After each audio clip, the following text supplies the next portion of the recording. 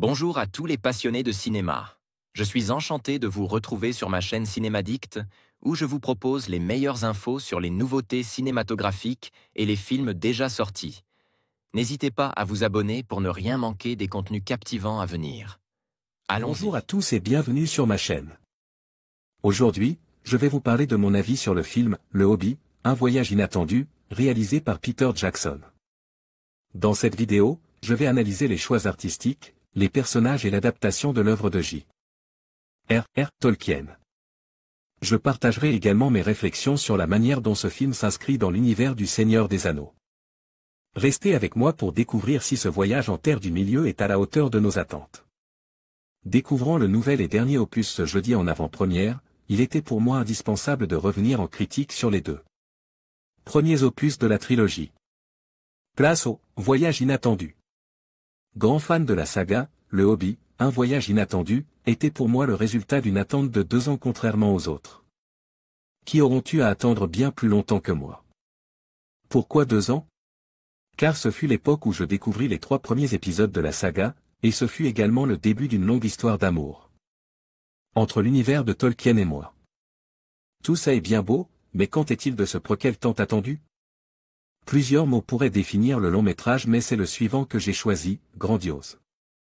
Grandiose dans la direction de ses acteurs, Martin Freeman est une vraie révélation de tous les instants, Richard Armitage aussi.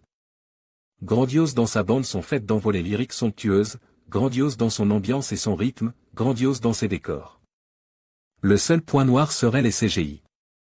Ils enlèvent ce petit côté effrayant qu'avaient ceux du Seigneur des Anneaux pour des monstres certes plus beaux mais ayant bien moins d'effet sur le spectateur, et c'est bien dommage.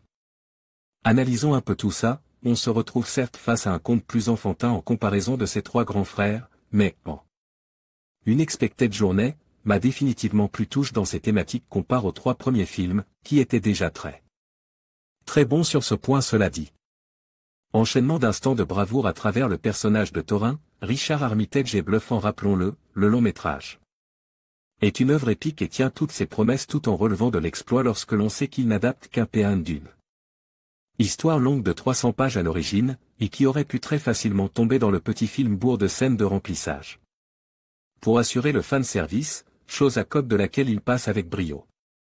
Passons à la mise en scène, à l'instar de la trilogie originelle, Peter Jackson filme ses personnages avec amour et la nouvelle technologie HFR 3D, utilisée accentue le réalisme des scènes d'action telles que celles se déroulant dans le royaume des Gobelins. La photographie est quant à elle sublime, dans des tons d'or et envoûtants. Vous l'aurez compris, Le Hobbit, un voyage inattendu, est une véritable claque esthétique. Passons aux acteurs et aux personnages, si l'attachement à la compagnie des nains se fait difficilement au départ, le bagou de ces personnages finit par l'emporter au fil du long métrage et on rit de bon cœur à certaines de leurs maladresses comme on se prend à avoir peur pour eux à certains passages. On retrouve au casting, et avec grand plaisir, le brillant acteur Ian McKellen, toujours dans la peau de Gandalf qu'il incarne.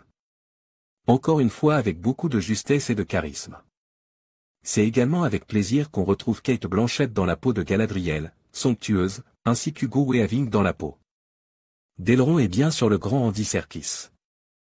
Avec Gollum, il prouve encore une fois qu'il est le roi de la motion capture. À noter que la scène de la cave est une réussite, glaçante et hilarante à la fois. Que dire d'autre? Si ce n'est pas déjà fait, ruez-vous sur ce superbe film fantastique, vous ne regretterez pas le voyage. Note, 8/10. Le Hobbit, un voyage inattendu, de Peter Jackson, sorti dans les salles françaises le 12 décembre 2012, avec Martin Freeman, Ian McKellen, Cate Blanchett. Synopsis, dans un voyage inattendu, Bilbon Saquet cherche à reprendre le royaume perdu des nains d'Erebor, conquis par le redoutable dragon Smaug. Alors qu'il croise par hasard la route du magicien Gandalf le Gris, Bilbon rejoint une bande de 13 nains dont le chef n'est autre que le légendaire guerrier taurin Écu de Chêne.